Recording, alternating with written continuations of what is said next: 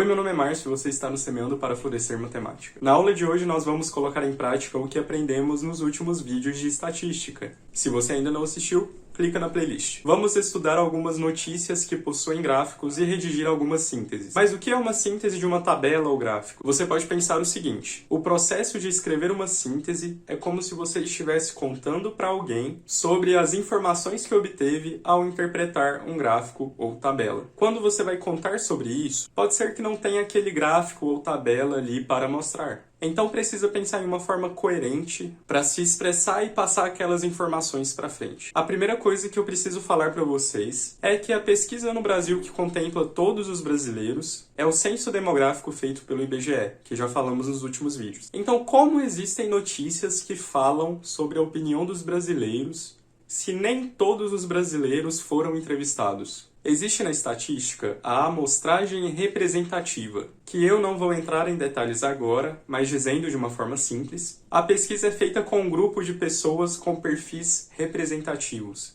Ou seja, para que uma pesquisa com 3.000 pessoas possa dizer algo sobre os nossos mais de 200 milhões de habitantes, é preciso que ela seja diversa. As pessoas entrevistadas não podem ser todas da mesma cidade, do mesmo bairro, frequentarem os mesmos lugares.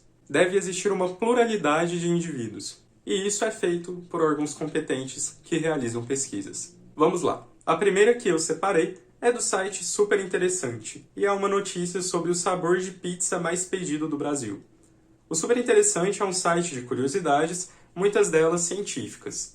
A primeira coisa que podemos observar nessa notícia é que no fim temos as fontes: Associação Nacional de Restaurantes, Associação Pizzarias Unidas em São Paulo e restaurantes em Porto Alegre, Salvador, Rio de Janeiro e Belo Horizonte.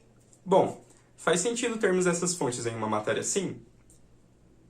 Podemos então analisar o gráfico. Este é um pictograma. Temos uma pizza representando um gráfico de setores, que também é conhecido como gráfico de pizza. Olha aí o porquê. Cada pedaço dessa pizza representa justamente um dos sabores mais pedidos do Brasil. Em primeiro lugar, temos a pizza de calabresa, com 30%, seguida de marguerita e portuguesa, com 21% cada. Depois temos frango com catupiry, com 16%, mussarela, com 8% e napolitana, com 4%. Como o gráfico está no meio de uma matéria, aqui não temos um título ou a fonte, justamente por serem os mesmos do artigo. Podemos ver que, além do gráfico, temos também duas informações extras sobre a quantidade de azeitonas e mussarela usadas, em média, em uma pizza. Você sabe os ingredientes presentes em cada um desses sabores? Consegue observar em quais deles carne é um dos ingredientes? Esse é um gráfico fácil de analisar, certo? Já podemos escrever uma síntese. Segundo uma pesquisa realizada pelo Super Interessante, no Brasil, o sabor de pizza mais consumido é o de calabresa. Na maioria dos sabores mais consumidos, tem azeitonas. Pouco mais de 30% das pizzas mais consumidas não têm carne. Sabores de marguerita, mussarela e napolitana. Percebe que se você contar essa síntese para alguém que não viu esse gráfico, por exemplo, a pessoa vai entender as informações que foram apresentadas nele? Essa é a ideia da síntese. Vamos para o próximo. Este é um gráfico de barras, retirado da notícia Brasileiro quer ficar mais perto da natureza, diz pesquisa, de 4 de setembro de 2018, do site WWF Brasil. O primeiro passo é sempre checar a fonte. Você pode observar aqui no cantinho que a fonte é uma pesquisa feita pelo IBOP e pelo WWF Brasil. Quem são esses órgãos? Você já ouviu falar deles? Se sim, de uma maneira positiva ou negativa? Bom, vamos considerar que nunca ouvimos falar sobre eles. Um ponto interessante antes de gastarmos nosso tempo analisando um gráfico é saber se a fonte é confiável ou não. Pesquisando sobre, descobrimos que o IBOP é o Instituto Brasileiro de Opinião Pública e Estatística, uma das maiores empresas de pesquisa de mercado da América Latina. E o WWF é uma organização de conservação ambiental. Aparentemente, dois órgãos de pesquisa sérios. Notando o título do gráfico, qual é a maior ameaça para a natureza, é coerente relacionar essa pesquisa com esses institutos. Se, por exemplo, o título do gráfico fosse o que vimos anteriormente, os sabores de pizza mais pedidos do Brasil, e a fonte fosse o WWF Brasil, deveríamos ficar desconfiados, pois não seria coerente uma pesquisa dessa ser feita por um instituto com foco em preservação ambiental. Essa, inclusive, é uma das formas que gráficos com fontes não confiáveis se manifestam.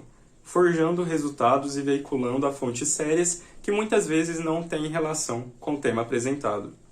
Você deve estar se perguntando, onde estão os eixos? Nem sempre os eixos precisam estar explícitos, ainda mais quando estamos falando em notícias. Mas podemos imaginar os eixos bem aqui. Vamos agora analisar o tipo de dado que está em cada eixo. Podemos observar que no eixo Y temos dados descritivos e no eixo X, dados quantitativos. Aqui omitidos, podemos inferir que no eixo Y temos os dados de ameaças para a natureza e no eixo X, porcentagem dos entrevistados. Podemos ainda imaginar que provavelmente nossa escala vai até os 100%. Você se lembra, no primeiro vídeo de estatística, quando eu disse para você inverter os eixos do primeiro gráfico de barras que criamos? É isso que acontece, as barras ficam na horizontal. Agora que já verificamos as fontes e entendemos melhor esse gráfico, podemos escrever algumas conclusões, uma síntese do gráfico que nos dirá as informações mais importantes que podemos retirar dele. Segundo uma pesquisa realizada pelo WWF Brasil e pelo IBOP em 2018, mais da metade dos brasileiros acreditam que as maiores ameaças para a natureza são o desmatamento de florestas e a poluição das águas. Em sequência, na mesma quantidade, estão a caça e a pesca em períodos proibidos e as mudanças climáticas, juntamente com o aquecimento global. Por último, mas não menos importante, a construção de grandes obras como hidrelétricas, rodovias e porto. Se você tentar sempre fazer esse exercício ao se deparar com um gráfico em uma notícia, pensar em como você falaria dele para um amigo, vai ficar craque em fazer sínteses. A terceira e última notícia que eu separei é do site da revista Pesquisa FAPESP, editada pela Fundação de Amparo à Pesquisa do Estado de São Paulo. Essa é uma notícia que diz que 2019 foi o ano mais quente já registrado no Brasil. Novamente, indo até o final da notícia, podemos ver suas fontes, projetos e artigos científicos. Eu trouxe aqui um gráfico de linhas presente na notícia para que possamos analisar. Esse gráfico possui título, subtítulo e fonte. Nele podemos ver um gráfico de linhas múltiplas. Vocês podem observar que temos aqui 3 linhas. Representam as temperaturas mínima, média e máxima. No eixo da horizontal temos datas, aproximadamente a cada 10 anos, e no eixo da vertical temos as temperaturas, em uma escala de 15 a 35 graus, divididas de 5 em 5. Se fizermos a diferença entre as temperaturas de 2019 e de 1989, descobrimos o seguinte. A temperatura máxima aumentou 2,25 graus, a temperatura média aumentou 2,08 graus e a temperatura mínima aumentou 1,94 graus. Você consegue imaginar quais os impactos de um aumento geral de temperatura na nossa vida? No meio ambiente? Podemos então pensar em uma síntese para esse gráfico. Segundo uma pesquisa da FAPESP, nos últimos 30 anos, a temperatura no Brasil, mínima, média e máxima, aumentou em cerca de 2 graus Celsius. O impacto disso em nossa vida é um clima mais quente e seco, propenso a causar complicações respiratórias e problemas na fauna e flora. Bom, eu acho que com esses exemplos você consegue fazer a síntese de gráficos e tabelas. Lembre-se sempre disso. Fazer a síntese é como se você quisesse contar para outra pessoa as informações que descobriu analisando um gráfico. Um ponto muito importante que vimos aqui e que você deve sempre fazer também é checar fontes. Assim fica muito mais difícil que você seja enganado por uma fake news, uma notícia falsa. Se alguém te contar uma notícia, questione. Onde você viu? É confiável? Por hoje é só. Passa aí nos comentários e a gente se vê no próximo vídeo. Até mais!